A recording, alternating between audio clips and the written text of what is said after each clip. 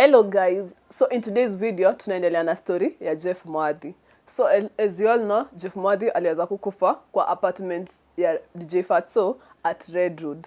So after the story imekuwa ikitrend for a while online, DCI waliweza kustep in after the CS commanded them to do so, na after their investigation today wameongea wakasema the DCI homicide detectives investigating the death of Jeffrey Mwathi Ngugi, aka Jeff, that occurred on February 22, 2023, has concluded its first phase of the investigation. The process included the interviewing of the first cluster of witnesses in the case, forensic examination of the scene, and retrieval of CCTV footages that captured the deceased last moment. Several other DCI forensic experts assisting the homicide investigators have also collected crucial evidence, and the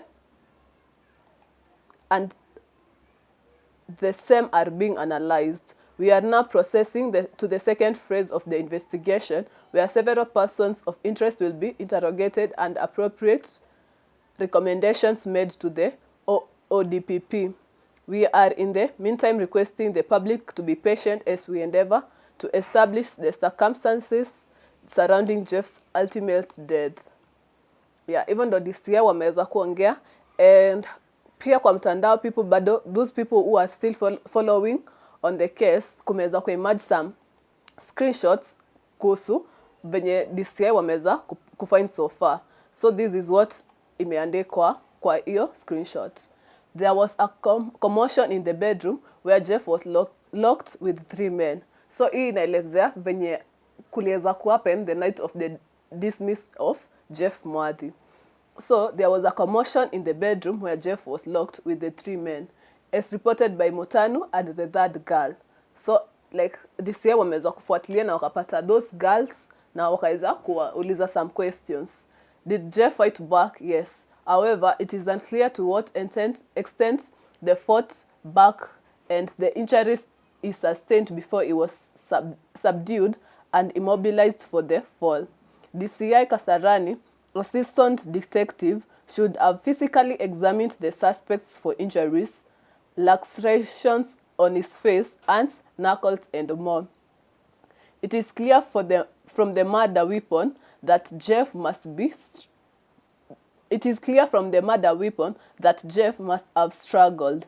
The DCI Kasarani collects DNA samples from under his fingerprints. It is likely that he put up a fight, and in the process, DNA from his attackers could have been scooped from their bodies. Assuming he was sexually molested, did DCI Kasarani conduct a proper investigation to establish the reason for Jeff's pants being down? Additionally, besides finding semen, did they look for the presence of genital warts that are commonly in adult men? It is worth noting that many people carry this virus undetected for their entire life.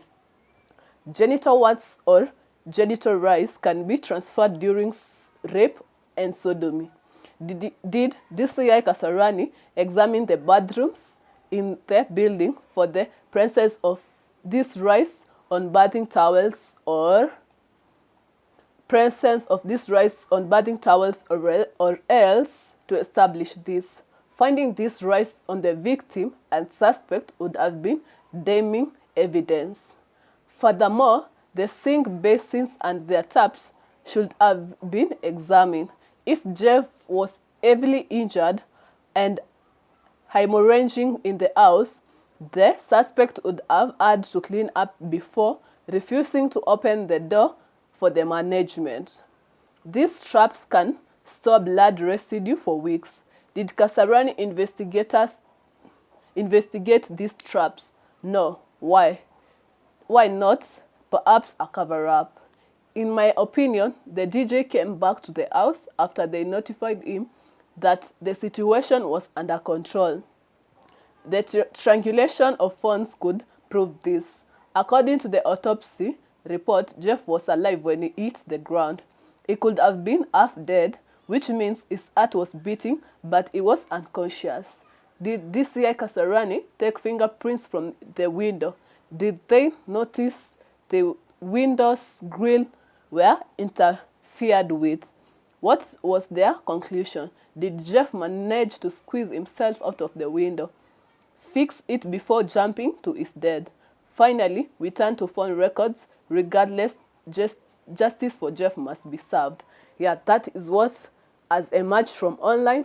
And as you all know, kumekuwa na a lot of things that have been happening.